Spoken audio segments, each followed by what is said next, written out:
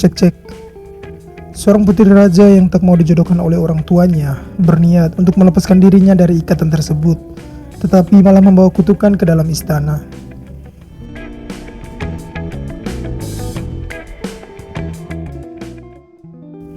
Film akan berfokus pada seorang putri raja bernama Merida yang merupakan putri sulung dari Raja Fergus dan Ratu Elinor dari kerajaan Dunbroch di Skotlandia. Walaupun memiliki status sosial yang istimewa, Merida tetap saja seorang gadis remaja yang ingin hidup bebas tanpa terkekang oleh aturan apapun.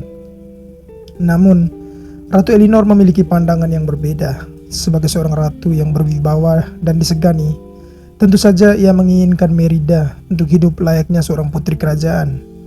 Dari cara berbicara, berpakaian, hingga tingkah laku Merida, semuanya dituntut agar terlihat berwibawa. Sang ratu bahkan menghabiskan hari-harinya untuk mendidik Merida menjadi seperti yang ia kehendaki. She doesn't doodle. Princess must be knowledgeable about her kingdom. That's a C, dear. Berbeda dengan sang ratu, sang ayah menginginkan Merida untuk menjadi seorang pemanah, terlepas dari statusnya sebagai seorang putri kerajaan. Hal itu terlihat dari kemampuan Merida dalam memanah yang luar biasa. Karena memang dari kecil ia sudah dilatih oleh sang ayah. Merida bahkan diberikan busur oleh sang ayah sebagai kado ulang tahunnya ketika ia masih kecil. Sebenarnya Merida mewarisi sifat sang ayah yang urakan dan kadang bertingkah layaknya seorang anak kecil, walaupun ia adalah seorang raja. Dan karena sikapnya itu pula lah sang ratu yang lebih bertanggung jawab dalam memegang kendali dan membuat keputusan. Plead. So what? Tetapi selain urakan, sang ayah dikenal sebagai sosok yang pemberani dan perkasa. Kehilangan kaki kirinya karena bertarung dengan seekor beruang bernama Mordu adalah bukti akan keberanian sang ayah. Merida juga memiliki 3 orang adik kembar yang masih kecil yang terkenal sangat tengil.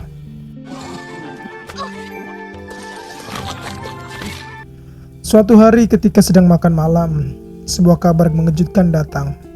Itu adalah kabar gembira bagi sang ratu, tetapi tidak bagi Merida. Sang ratu mengatakan bahwa ketiga klan telah menerima tawaran mereka dan siap untuk menghadirkan pangeran untuk mengikuti sayembara yang mana pangeran terbaiklah yang berhak menikahi putri Merida. Tentu saja Merida kaget dan tak percaya. Ternyata selama ini sang ratu diam-diam telah merencanakan itu tanpa sepengetahuannya. What? The clans have accepted. What? She... I won't go through with this. You can't make me. Merida. Karena kecewa, Merida pun pergi ke kamarnya yang kemudian disusul oleh sang ratu untuk menenangkannya. Alih-alih menenangkan Merida, sang ratu malah menceritakan sebuah cerita legenda, yakni dahulu kala ada seorang raja yang sangat bijaksana yang mewariskan tahtanya untuk 4 putranya dengan memegang kendali 4 pilar agar kerajaan itu tetap kokoh. Namun, si anak sulung yang serakah ingin menguasai semuanya yang berujung kehancuran bagi kerajaan tersebut. Begitulah isi legenda yang diceritakan sang ratu. Itu adalah cerita bagus, kata Merida. Namun sang ratu mengatakan bahwa legenda adalah pelajaran yang sebagiannya berisi kenyataan. Ratu kemudian pergi meninggalkan Merida yang masih terlihat kesal. It's not fair. Marriage is not the end of the world. I don't know what to do. Speak to her, dear. Pretend I'm Merida. Speak to me. I don't want to get married. I want to stay single and let my hair flow in the wind. Singkat cerita, hari yang telah ditentukan pun tiba. Ketiga klan yang dimaksud terlihat berlayar menuju kerajaan Dunbroch. Mereka adalah klan McIntosh, McGuffin, dan Dingwall. Walaupun masih di atas perahu, persaingan di antara mereka sudah mulai terlihat. Ketika tiba di istana, para pemimpin klan kemudian memperkenalkan putra sulung mereka yang akan mengikuti sayembara. Sayangnya acara perkenalan itu harus berakhir ricuh karena besarnya persaingan di antara mereka. Dan Raja Fergus bukannya menjadi penengah, ia malah ikut meramaikan kegaduhan tersebut. Gathering. Majesty, I present my heir and scion, 1,000-fold. I present my eldest son. I present my only son, 1,000 Romans, and with one arm, He was with one arm, and with the other, he held his mighty sword. You want to laugh, huh?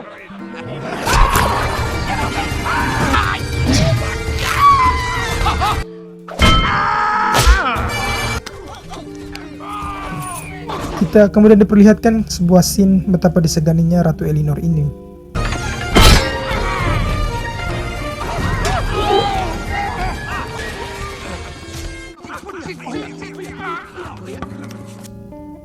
Setelah keributan itu mereda, Ratu kemudian menjelaskan mengenai apa yang harus para putra raja itu lakukan. Secara garis besar, mereka akan menguji kemampuan mereka dan yang terbaiklah yang berhak menikahi putri. Sesuai tradisi, putrilah yang berhak memberikan tantangannya kepada mereka. Merida kemudian memanfaatkan kesempatan itu dengan memberikan tantangan memanah. Singkat cerita, sayembara pun dimulai.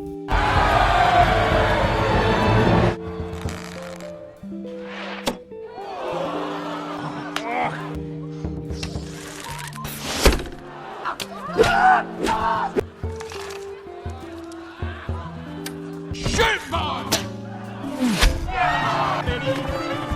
Feast your eyes!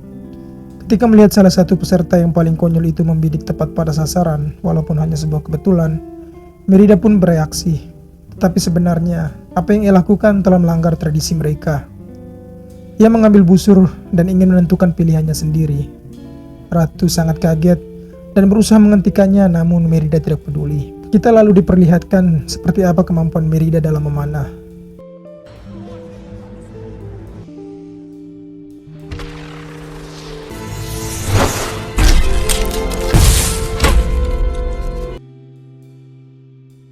Ratu yang marah kemudian membawanya ke kamar.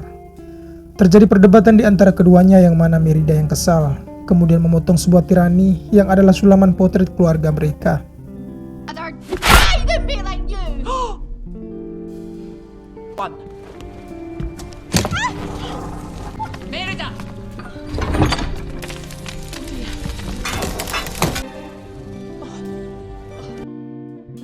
Merida dengan kudanya pergi jauh ke hutan untuk meluapkan kekecewaannya. Tanpa diduga, kudanya tiba-tiba berhenti yang membuat Merida jatuh ke dalam sebuah lingkaran. Di luar lingkaran itu, kudanya terlihat seperti ketakutan dan tak ingin masuk ke dalam lingkaran tersebut. Tiba-tiba terlihat sebuah cahaya dari dalam hutan. Cahaya itu adalah Wisp. Menurut legenda, siapa yang melihat cahaya itu, ia akan dituntun menuju takdirnya sendiri. Merida kemudian mengikuti cahaya tersebut yang menuntunnya ke sebuah gubuk milik seorang wanita tua. Wanita tua itu awalnya mengaku sebagai seorang pengukir kayu biasa, namun hal-hal aneh yang terjadi di situ membuat Merida mencurigainya. Wanita itu sempat mengusir Merida karena Merida datang tanpa tujuan yang jelas, namun Merida tak kehilangan akal.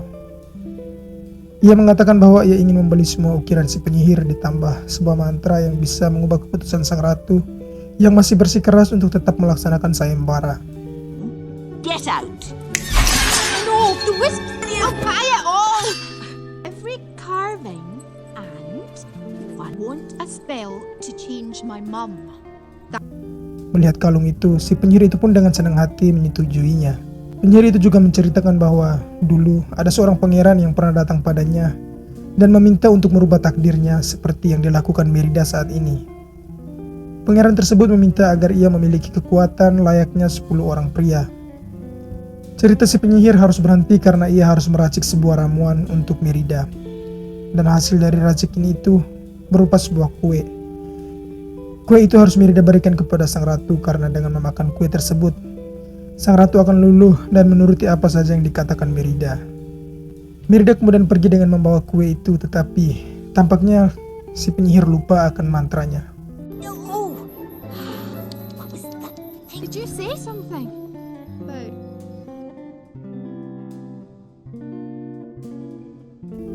Merida kembali menemui sang ratu yang tampak panik karena Merida telah menghilang seharian. Kue itu lalu diberikan kepada sang ratu dengan alibi bahwa ia membuat kue itu untuk sang ratu sebagai tawaran perdamaian darinya. Lantas, sang ratu dengan senang hati memakan kue tersebut. Tak lama berselang, sang ratu mulai merasa mual dan pusing.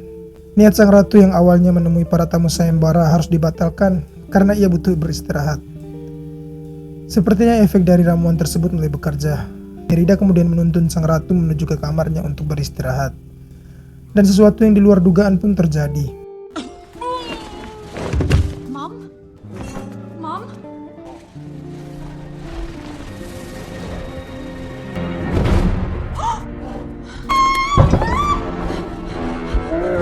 Ya, benar. Kue pemberian si penyihir tersebut malah merubah sang ratu menjadi seekor beruang. Karena ternyata si penyihir lupa memberikan mantranya. Kue itu harusnya diberikan kepada sang ratu sembari dibacakan mantra. Oke, kita lanjut. Keduanya pun panik. Sang ratu sempat meraung yang mana membuat Raja Fergus menyadari bahwa ada yang tidak beres. Tidak bisa dipungkiri bahwa Raja Fergus memiliki insting yang kuat dalam hal berburu. Sang ratu yang panik kemudian masuk ke sebuah kamar dan bertemu ketiga putra kembarnya. Merida yang menyusul sang ratu berhasil menjelaskan pada ketiga adiknya tersebut tentang apa yang terjadi.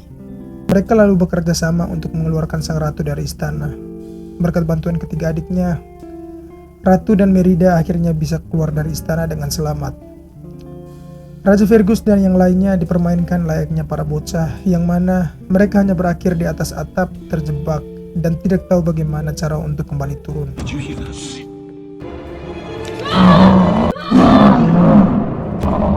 There it goes!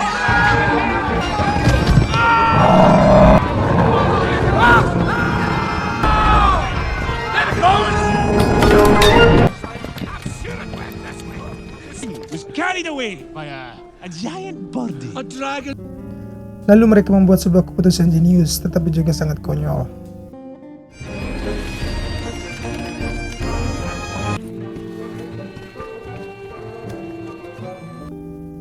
Ada yang masih belum mengerti? Jadi, sarung mereka digunakan sebagai pengganti tali agar bisa turun kembali. Sementara itu, ketiga adik Merida yang menemukan sisa kue dari penyihir kemudian memakan kue tersebut. Ya, bisa ditebaklah hasilnya. Scene kemudian berpindah ke sang ratu dan Merida yang memutuskan untuk kembali ke tempat si penyihir. Namun, mereka menemukan gubuk itu sudah kosong. Si penyihir meninggalkan sebuah pesan bahwa waktu itu ia lupa memberikan mantranya kepada Merida.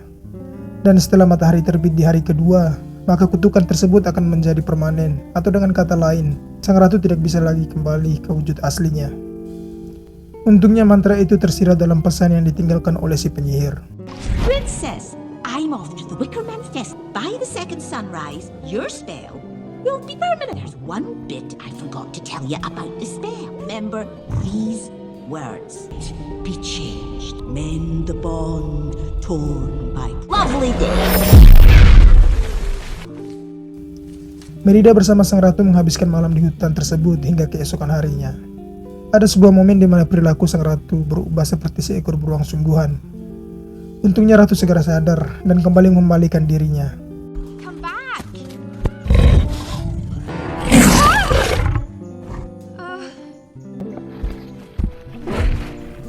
Ketika Merida sedang menenangkan sang ratu, Wisp, si cahaya, kembali muncul dan menuntun mereka ke sebuah reruntuhan kuil. Merida berjalan masuk ke kuil tersebut, namun ia terpleset hingga membuatnya terjatuh ke dalam sebuah ruangan. A long time.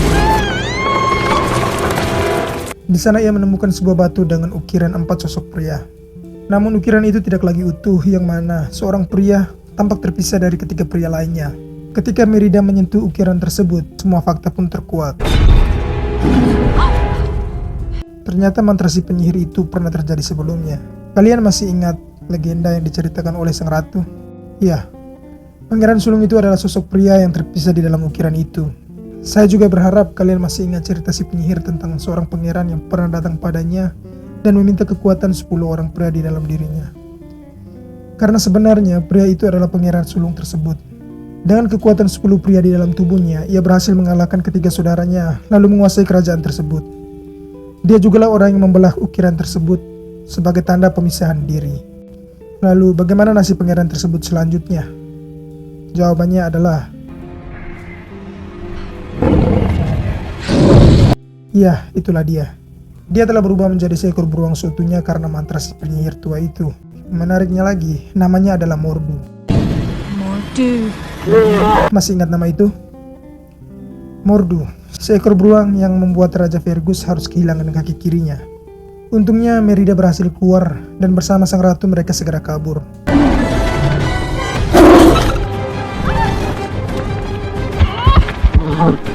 Merida sadar bahwa memperbaiki ikatan yang dirusak yang dimaksud oleh si penyihir adalah tirani yang dipotong oleh Merida kala itu. Satu-satunya jalan untuk mengembalikan sang ratu ke wujud aslinya adalah kembali ke istana dan menjahit tirani tersebut. Mereka berhasil lolos dari para penjaga di gerbang, namun masalah terbesarnya adalah untuk masuk ke dalam kamarnya. Mereka harus melewati ruangan di mana Fergus bersama ketiga klan tersebut sedang berkumpul. Yang mungkin tak lama lagi mereka akan saling berperang satu dengan yang lain karena tidak ada keputusan pasti yang mereka dapatkan. It's over! This means war! No more talk! No more traditions! Sons are fit to marry my daughter! Untungnya Merida berhasil mengatasi mereka. Sebuah pidato yang menyentuh dari Merida berhasil meluluhkan hati pria barbar ini. Merida juga membuat mereka sadar bahwa sebenarnya mereka punya pilihan sendiri, dan pilihan itu tidak harus terikat pada tradisi mereka.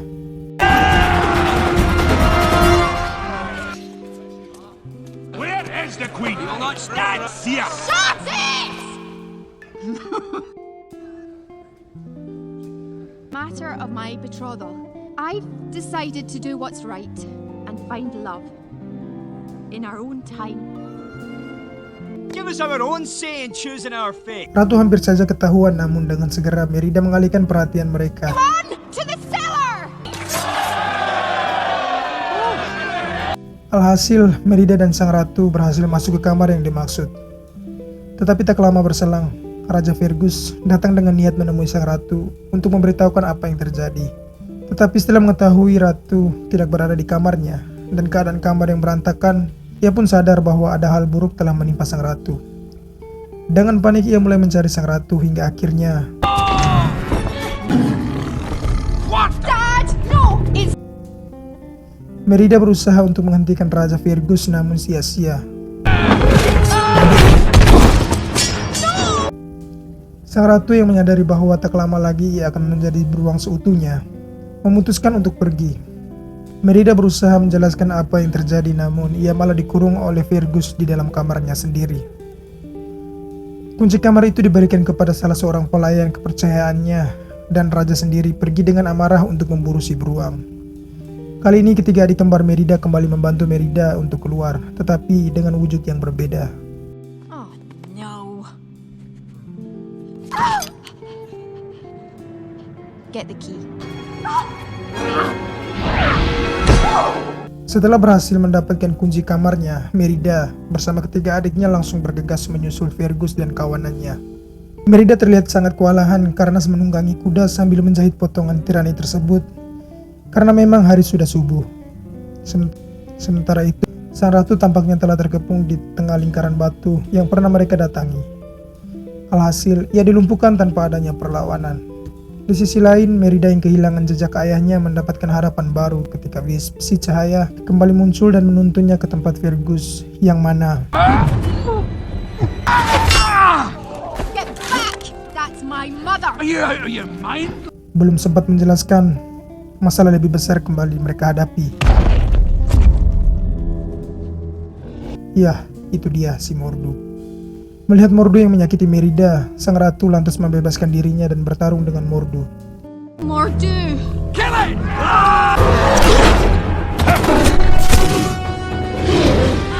Your hand!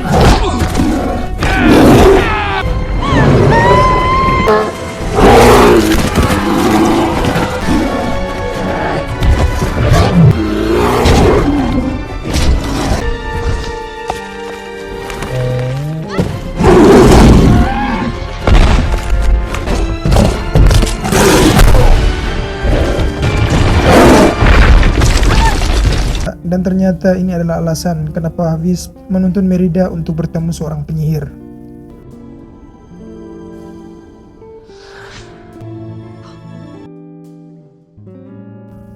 Merida sadar bahwa hari telah menjelang pagi, yang mana matahari mulai menampakkan sinarnya.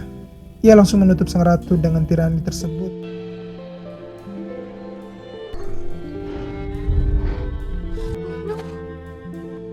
I don't understand. I'm sorry.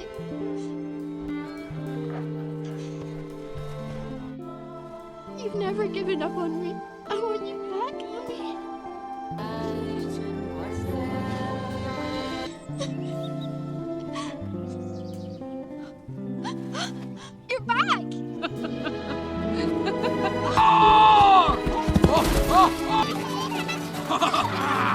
Sebuah akhir yang bahagia. Film diakhiri dengan berlayar kembalinya ketiga klan ke kerajaan mereka masing-masing.